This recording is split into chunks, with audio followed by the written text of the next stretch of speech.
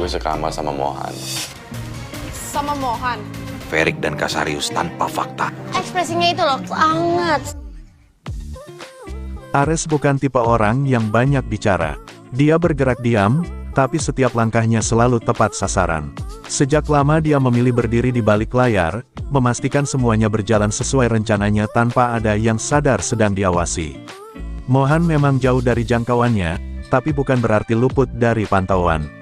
Ares punya orang-orang kepercayaan yang setia menyampaikan kabar sekecil apapun. Salah satunya Bang Gun, pria sederhana yang bekerja di teras kafe. Dari tempat itu, Bang Gun bisa melihat banyak hal tanpa terlihat mencurigakan. Laporan terbarunya membuat Ares terdiam cukup lama.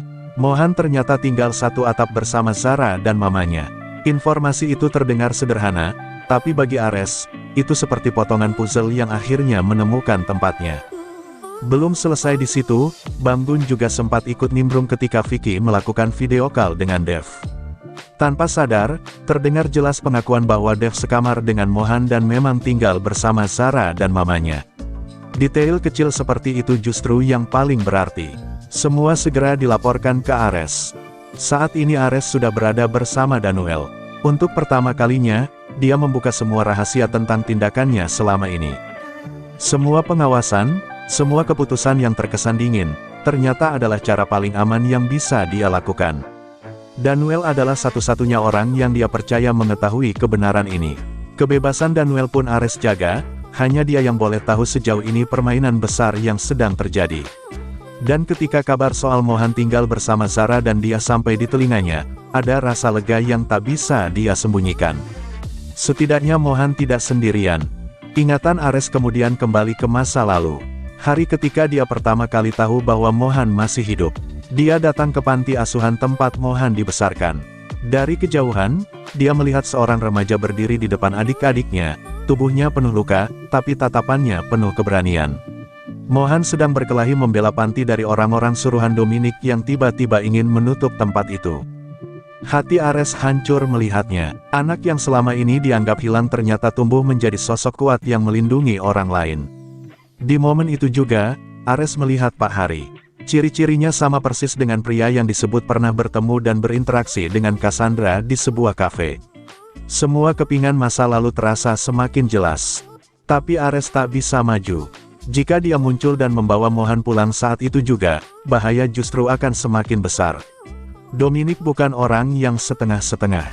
Jika tahu Mohan masih hidup dan kembali ke lingkaran keluarga Alferic, bukan tidak mungkin Mohan akan dihabisi dengan segala cara. Maka satu-satunya jalan adalah memantau dari kejauhan. Menahan diri, membiarkan rindu itu mengendap dalam diam. Sementara itu, ada luka lain yang jauh lebih dalam. Hari ketika Cassandra dengan penuh harap datang ke asrama 9 ilmu untuk mencari putranya. Dia datang membawa keyakinan bahwa Mohan masih hidup. Namun yang dia dapat hanya kekecewaan. Mohan tak ada di sana. Semua sudah dimanipulasi oleh Dominic dan Bu Anita. Jejak-jejaknya dihapus, cerita-cerita dipelintir. Cassandra kehilangan anaknya sejak bayi dengan alasan keamanan. Mohan dibawa keluar dari rumah Alferic, lalu perlahan benar-benar dibuat hilang. Harapan yang dia pegang erat justru dianggap sebagai kegilaan. Dia dicap tidak waras. Bahkan diberi obat yang seharusnya tak pernah dia konsumsi.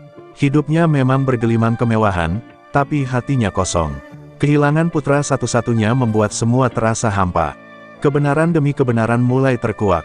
Ares sempat terkejut luar biasa ketika melihat Kenneth Starling duduk di teras kafe bersama Mohan. Saat itu dia langsung teringat ucapannya sendiri bahwa Dominic bisa saja meminta bantuan Kenneth.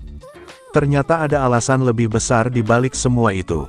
Terungkap bahwa Dominic mendapatkan warisan setengah harta dari Theodore Casarius dan Juan Starling, orang tua Kenneth. Ironisnya, Dominic sendiri belum mengetahui hak waris itu. Fakta ini seperti bom waktu. Jika suatu hari semua kejahatannya terbongkar dan dia terpojok, warisan itu bisa menjadi tiket pelariannya. Dengan koneksi, kekayaan, dan pengaruh keluarga Starling yang merupakan garis utama, Dominic bisa dengan mudah kabur dan membangun perlindungan baru. Artinya, setengah dari harta Kenneth sebenarnya milik Dominic. Situasi ini membuat semuanya makin genting. Jika Dominic tahu lebih dulu, dia akan punya tempat berlindung yang sangat kuat. Ares sadar waktu mereka tidak banyak. Dia harus bergerak lebih cepat, tetap dalam diam, tetap tepat sasaran. Di balik semua permainan ini, hanya satu hal yang tak pernah berubah. Ares ingin Mohan dan juga penerus Alpheric tetap hidup dan selamat. Walau harus memantau dari kejauhan, walau harus menahan diri untuk tidak memeluk darah dagingnya sendiri, dia memilih jalan paling aman. Karena bagi Ares, cinta kadang bukan tentang mendekat, tapi tentang menjaga tanpa terlihat.